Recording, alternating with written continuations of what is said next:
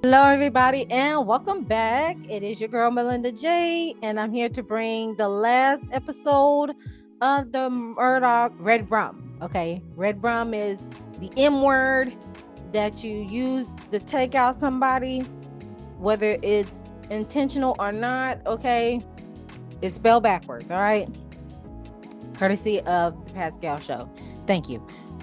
So, with this episode 3, it is called No Secrets. Okay, and this is basically scratching the surface of the incident or the tragic passing of Stephen Smith, as well as Miss Gloria, the housekeepers, and her untimely passing, as well as the law firm coming forward and asking Alex where the money at, what you do with the money, as well as the leading up to the incident of Alex trying to take his own self out so Buster can inherit the fortune, the rest of the fortune. Okay, so let's go ahead and dive into it.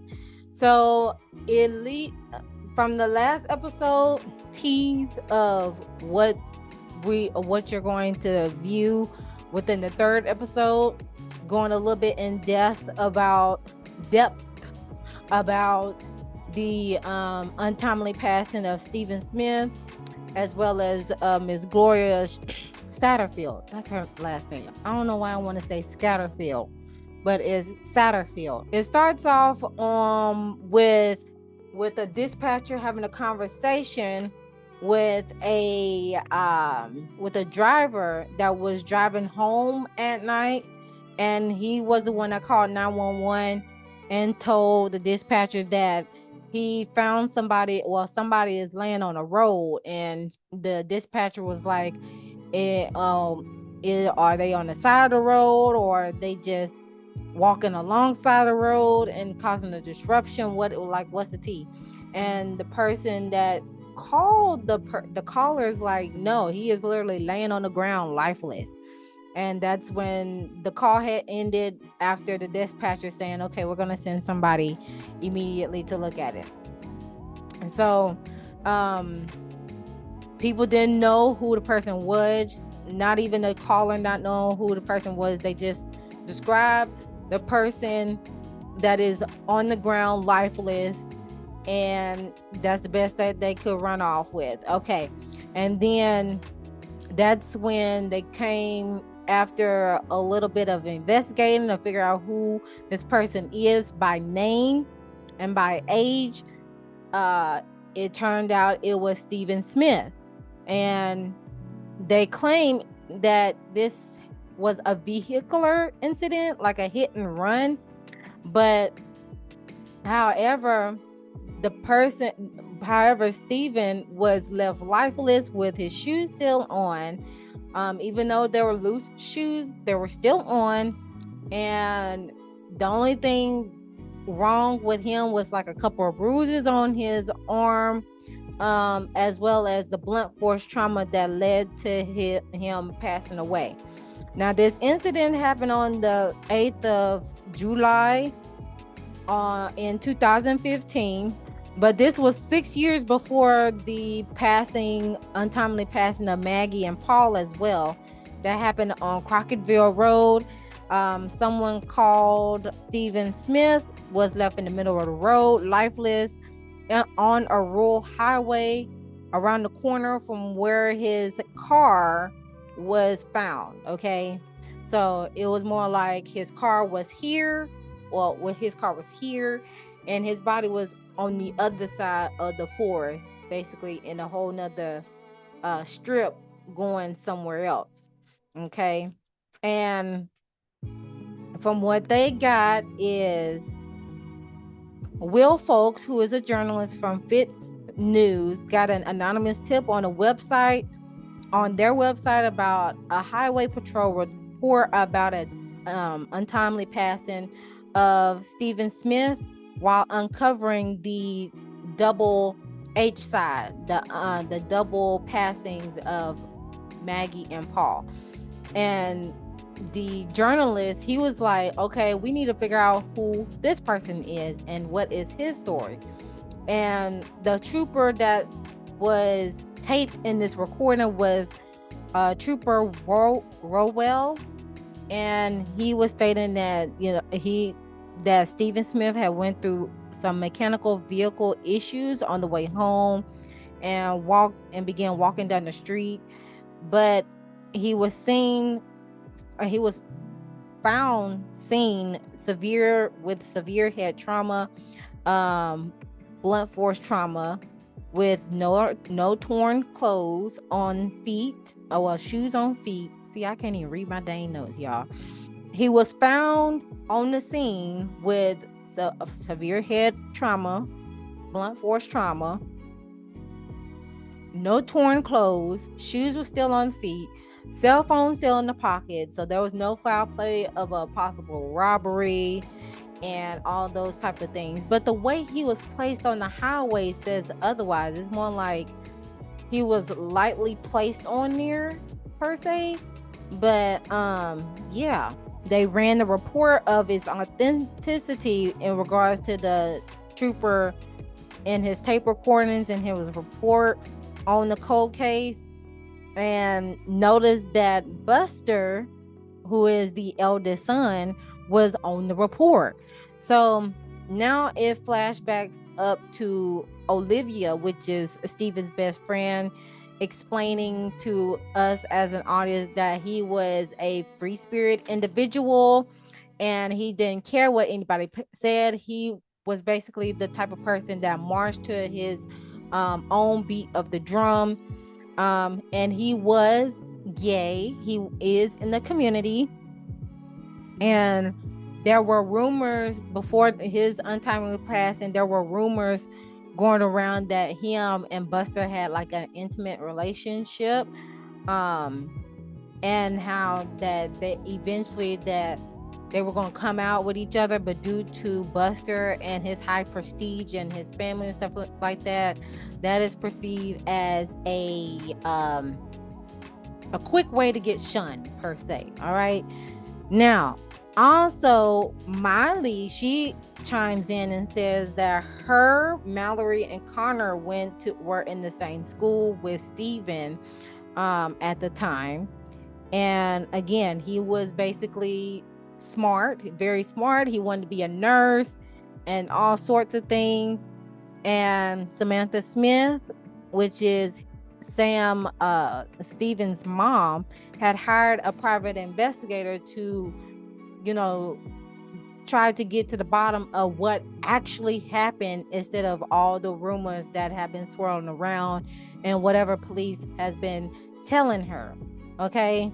Oh, with him being in the community and living in Hampton County, it is frowned upon for you to be living out loud in that particular region, because the town, not only the town, but the state in general, is very conservative in all walks of life. Okay. At all costs. Very conservative. So, one thing I did peep with Mr. Stephen was his yearbook quote that they had shown. And his was, "You can have all the money in the world, but one thing you will never have is a dinosaur." And that was a quote by Homer Simpson. And he was also most likely to be a medical physician and rule the world. Okay. Also, another thing that I peeped game on was Buster's yearbook favorite quote. And it said, "Never let your fear of striking out get you in your way." And that is a Babe Ruth quote. And the 2 and 2 tie together. Why? Because both Buster and Babe Ruth are baseball players. Oh, well, Babe Ruth was a professional baseball player, but Buster, he did play baseball, okay, back in the day. All right. And then as Olivia, Stephen's best friend, explained, at first when the case case started going, when the investigation started going on, figure out who did this and what was the motive behind it. At first, everybody was behind it, was going hard of figure out who did it, why did this happen, and stuff like that.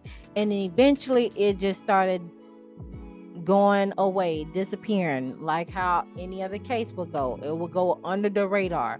It was starting, and it was starting to get cold, and it really got put on ice when Buster got into was in the equation in regards to him and Steven possibly being in an intimate relationship.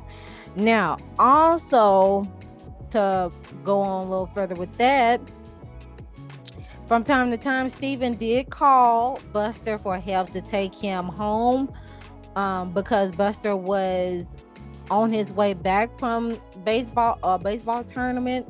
So in hindsight, he did pick him up. And however, whatever happened after that, that's a whole nother mystery in itself. But the bottom line is, he never got interviewed from that, him or any other family members. So that's another red flag. Okay. By Thanksgiving 2015, Sandy did the appeal to the public, or she did an appeal to the public to seek justice, but nobody has came forward to. Oh, wait a minute. Hold on. Yeah. Okay, roll back. Okay, yeah. In 2015, Sandy, who is like another journalist, had done an appeal far as like a news article to to put out to the masses to see if anybody would get any bites to come forward and tell the investigators what they know, or tell the reporter what they know, and they can remain anonymous. But unfortunately, there has not been anybody that came forward. However, when he was in the market, as he quoted, he said, people thanked him for doing that from running that piece in the newspaper that they had at the time. I don't know if they still do newspapers, but the citizens did thank him for doing that, even though there was no success of getting anybody to come forward at that time. And that is even after not even mention the Murdaugh name, because they didn't want no lawsuit coming their way as well. Okay. Also then it fast forwards to the 2nd of February, which is 3 years later of the Stephen Smith incident. And this incident was the housekeeper falling and bleeding from the back of her head. And as I said, in the Alex Murdaugh verdict video with the big March Madness thumbnail on there, I did say that I find it quite interesting that all people that were involved, all 5 people that were unfortunately taken out of here in their untimely passing, that they've experienced some blunt force trauma. I peeped game on that. So I found that very interesting. And even though they have not pinpoint an exact person for Stephen Smith's suspect, he still flows into the circle of the folks who have unfortunately passed away, and they had some sorts of head trauma in their injuries. Okay, so keep that a mental note in your brain right there. Comment down below if you agree with me. Okay, now also Alex and Maggie had called It was alleged that Alex and Maggie had called 911, but somebody else was saying that Alex was never there. It was just Maggie and possibly Paul, but again, it was alleged that Alex and Maggie had called 911 and was told that she fell backwards from the dogs tripping her up accidentally. And she cannot get up because the way she fell back was that her head was already on the concrete ground and her feet was still up, where the stairs were. So okay, so her body, most of her body and her feet was on the stairs, but her head was, and I'll say about half of her chest, I'll say from the breast up, was already on the flat ground. And they were told to, since she was, bleeding out from the head, they had told her, or they were told to lay her flat on the ground. So Paul had grabbed her feet and moved her body, or they shift her body so that she could lay flat on the ground and not be at an angled point, at an angle. Okay, so now let's see what else. I did already mention about that. Oh, and she also broken her rib too, besides her head. And from what Morgan had explained was that Paul took her passing very hard because, as stated before, Paul and Gloria, she was like a second mother to him. So, okay. So he took that hard, and since that happened in 2018, the boating accident didn't happen until that following year, which was 2019 in February as well. So you see the patterns in that as well. He loses his housekeeper in February 2018, and he gets into a boating accident in 2019. So that's another synchronicity event there as well. So with Morgan saying that he took, with Paul taking that very hard, taking Gloria's passing very hard because she is like a second mother to him, that's probably what led him to be irate to a certain degree and probably consuming more alcohol than the usual. Okay. All right. So because again, the only confidant he has now is his grandfather. Besides his biological parents, now he has his grandfather to lean on and confide. Okay. So now also with that, and possibly what might have triggered the incident happening with Gloria was that Alex was having a substance abuse at the time with pain pills. Okay.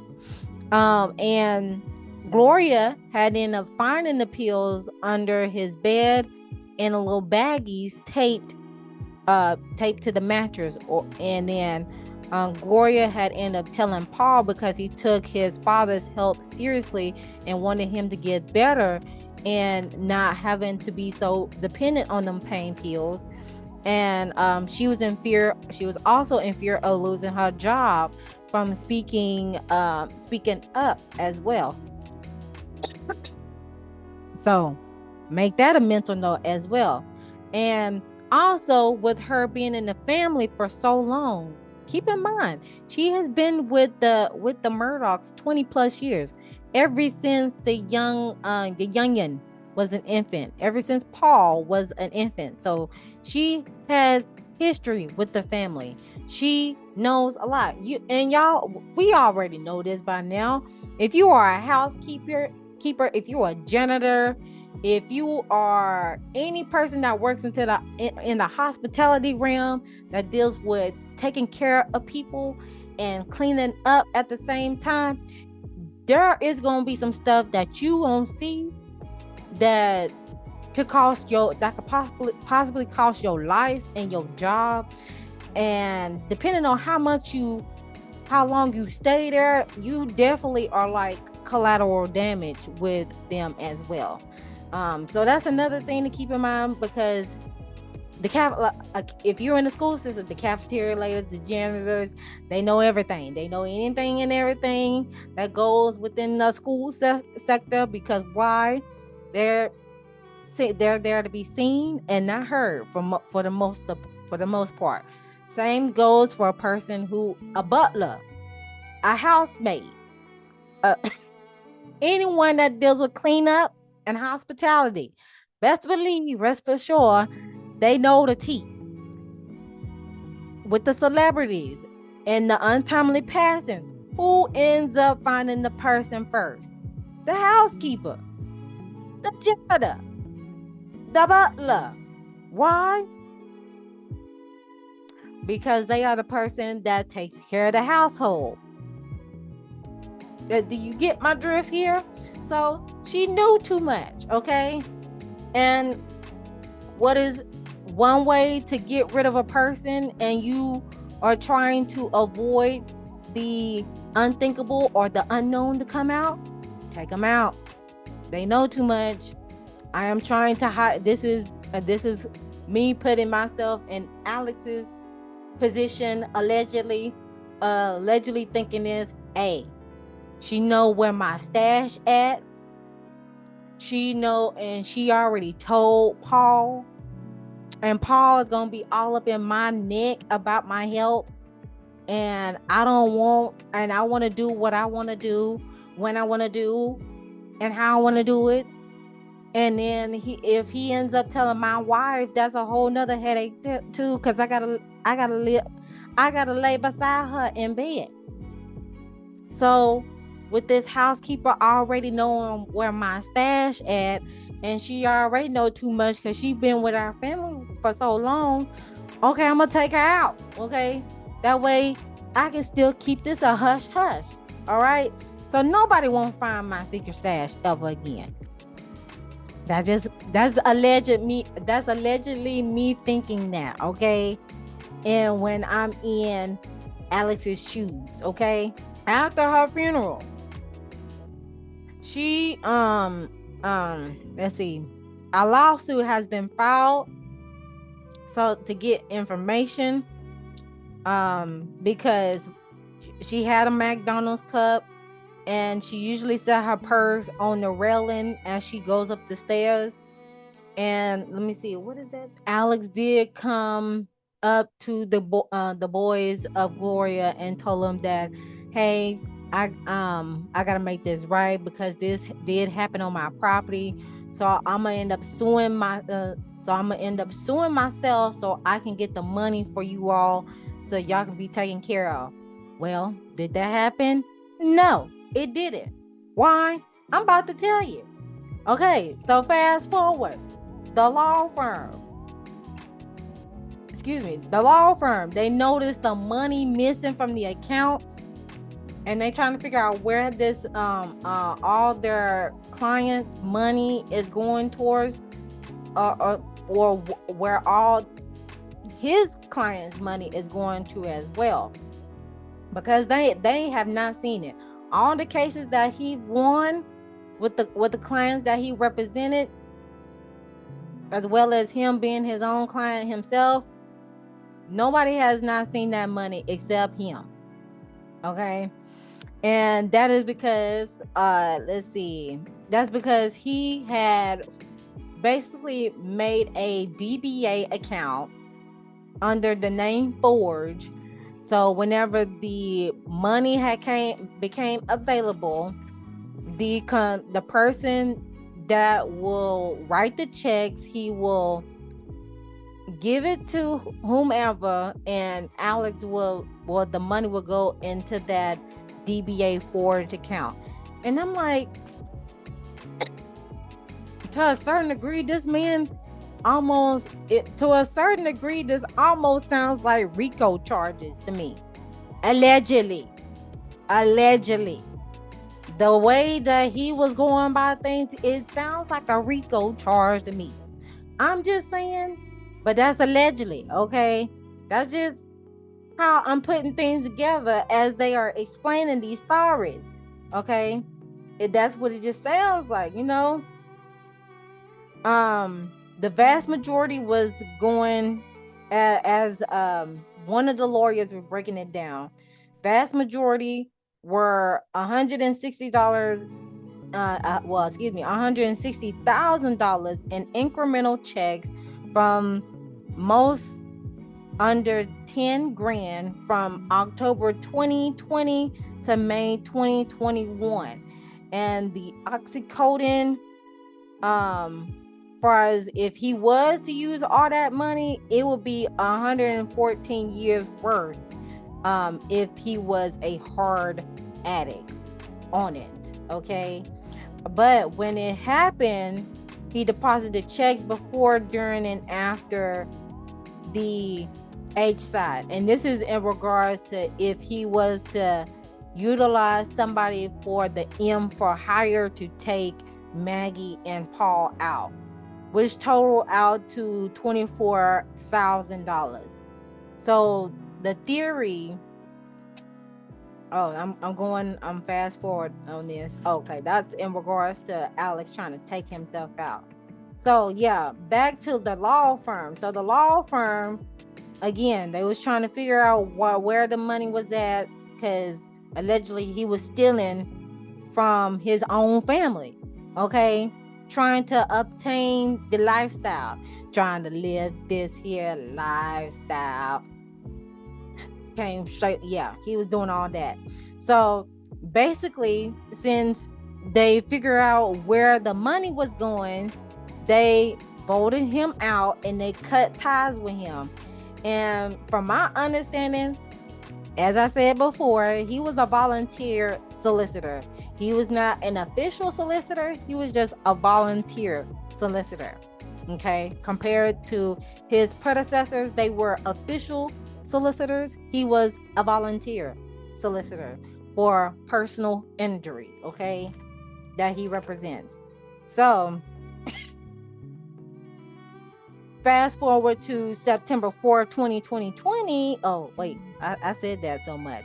Fast forward to September 4th, 2021, 3 months after the double red rum, a shot happened while he allegedly got powed while changing the tire. Okay. And he was eventually airlifted to a hospital in Savannah, Georgia. He got airlifted to Savannah, Georgia hospital, right? Curtis got charged for M for hire in assistance to pow at Alex, and also the S side, and taking one's life insurance fraud and more, because Curtis Smith, who is the cousin of Alex Murdaugh, felt like he was being set up when Alex gave him a call that day to, I guess, to help him with the tire, but it turned out that Alex was really trying to take his own self out and was going to use Curtis as a down person, the scapegoat. And like I said, y'all, the spiraling was happening. The Bowden incident was basically the climax for everything to go down. Because after the law firm had cut ties with him the day after is when he was trying to take his own self out. And I have a slight theory about that. I told my father this, and this is all alleged. This is just me thinking outside the box and asking more questions, because I did read up on the article that the great grandfather, the founder of the Murdaugh firm, I did see that his car, with his passing, his car had mysteriously stopped in the middle of a railroad track, which caused him to get struck. And I'm gonna have to say this on a podcast episode, y'all, because the rabbit hole goes deep in my head with this type of scenario. I'm gonna have to say it for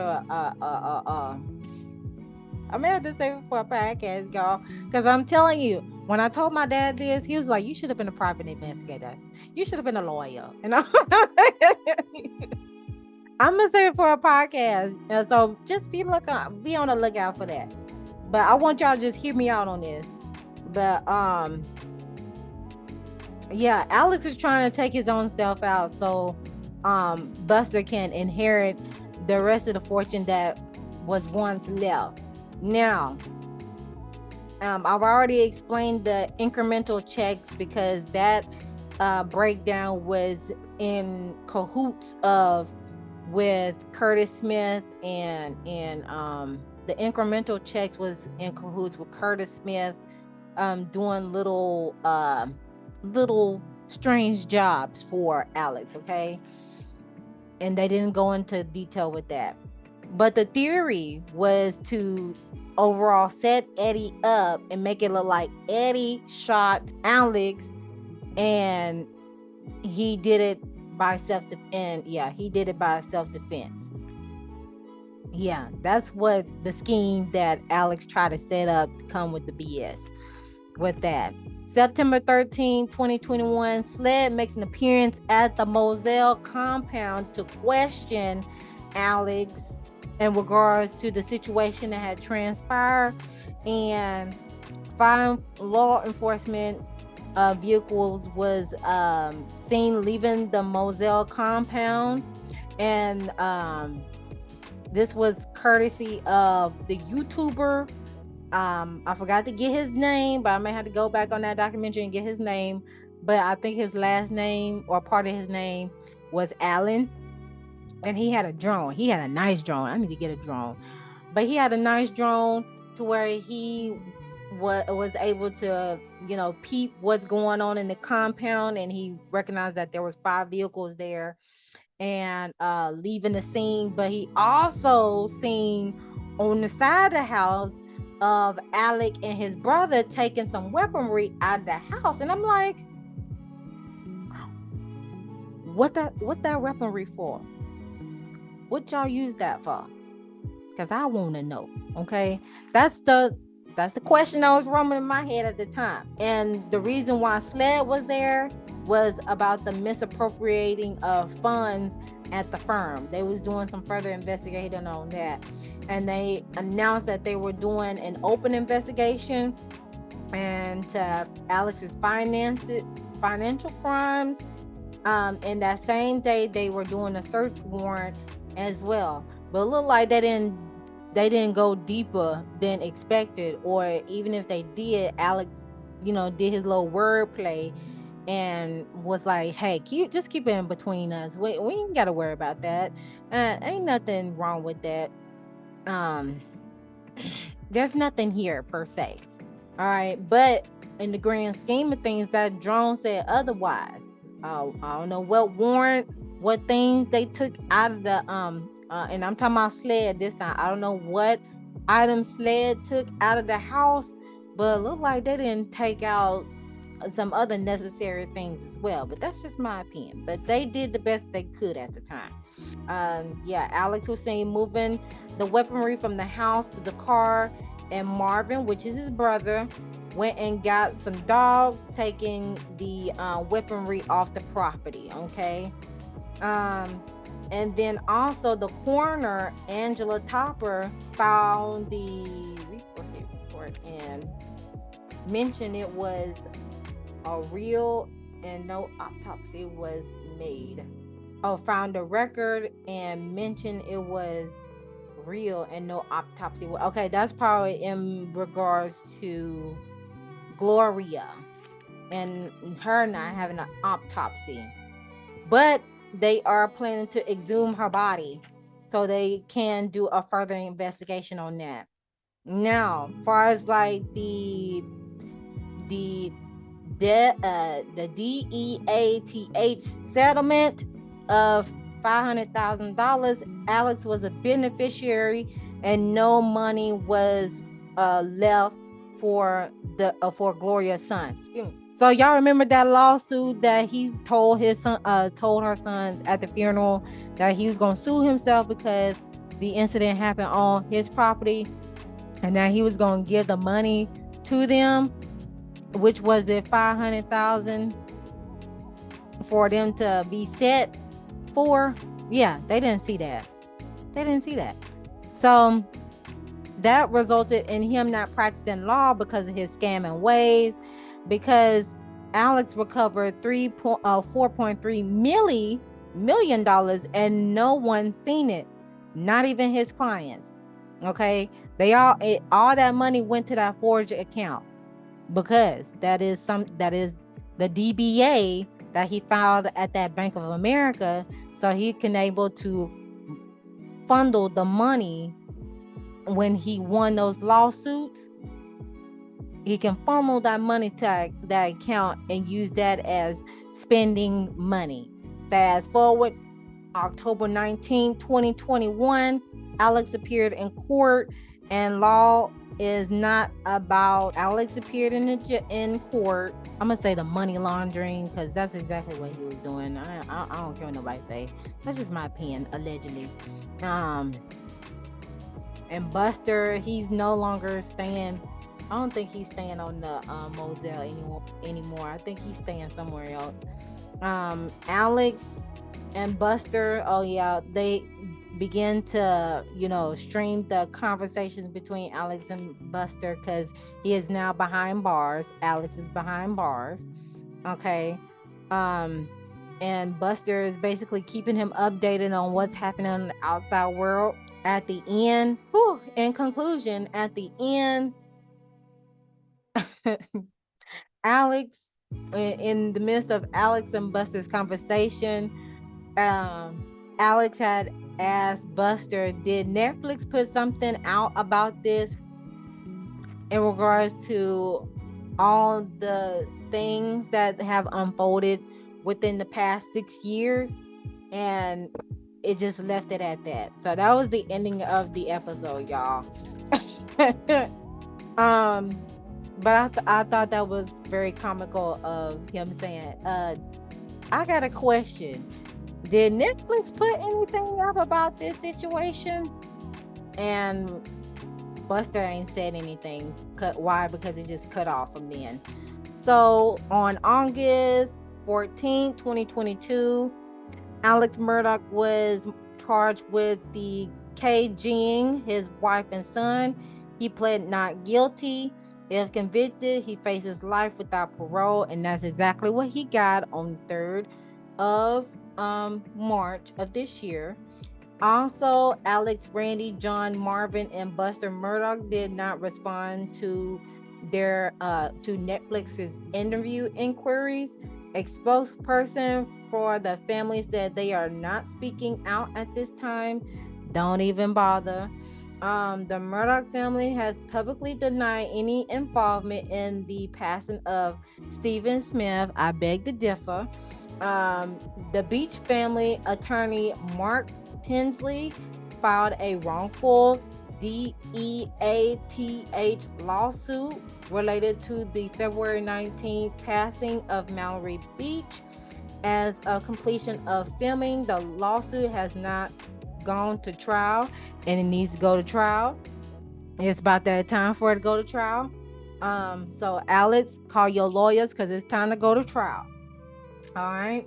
Alex took out a commercial insurance policy on Moselle a month before Gloria had passed away on the property, which is shocking. Okay. So I think that's premeditated, right? I think that's premeditated. He took out a commercial insurance on the property before Gloria's passing. That sounds premeditated to me. Allegedly. I'm gonna throw that out there. But come on now. All right. Also, he collected over $4.3 million from the insurance claim related to her passing, which her sons have never seen. Okay. as well as a completion of filming of the Netflix documentary series. The investigation into the cause of Gloria's passing is still ongoing. Y'all need to just go ahead and get it. Let's go. Autopsy that thing. As much as she's, yeah, just go ahead and exhume the body so we can figure out exactly what's going on. But I have an idea of what went on. I'm just gonna keep it to myself, okay, for the time being. I'm gonna write it down, keep it to myself, and put it on documentation. But other than that, that concludes the review of the Netflix series of the Murdaugh Red Rums. Okay, so leave your thoughts down below in the comment section what y'all think about the review, or have y'all even seen the documentary? My overall thoughts of it is low-key I had to watch that thing 4 times so I can make sure I bring y'all all the facts, what was done in the dark coming to light. There's only so much hiding that you can do before the tower begins to fall, just because you have privilege and is able to move and shake some things. Don't think twice that is not gonna happen in your backyard, and you're gonna have to face the judgment call, whether it's in the physical realm or the spiritual realm. Either way it go, the justice is gonna get balanced one way or another. Okay, the Most High is always watching. Also, children, kids out there, do you continue to be your authentic self in any way, shape, or form. Don't let nobody ever tell you otherwise, because you are uniquely created in your own special way. Okay.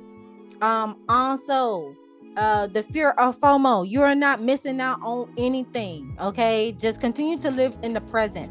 Okay, there are situations that are for you and situations that are not. So use your discernment at all costs, because at the end of the day, it will never stray you away. Okay, bars.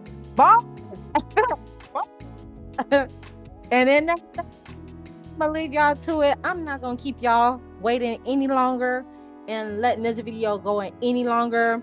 Like, share, comment, and subscribe to the YouTube channel if you haven't done so already. Hit that notification bell so you know that next time I upload a video. And I'll see you guys in the next one.